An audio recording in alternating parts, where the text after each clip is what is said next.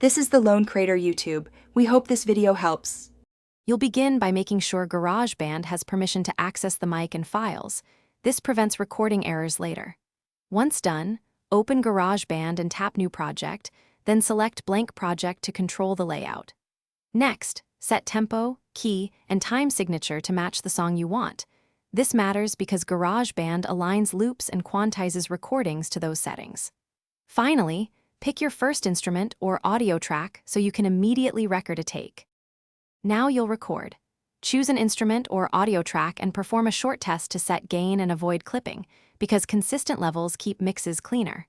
Once you have takes, use the edit tools to split, trim, and loop regions.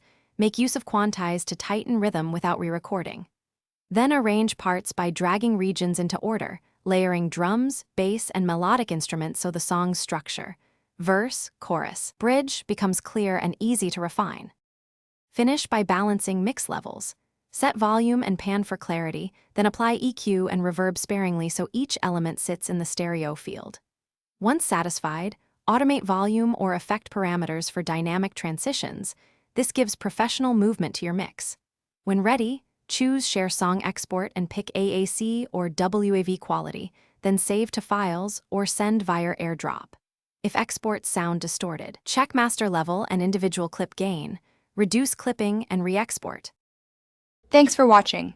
Consider subscribing if we helped you.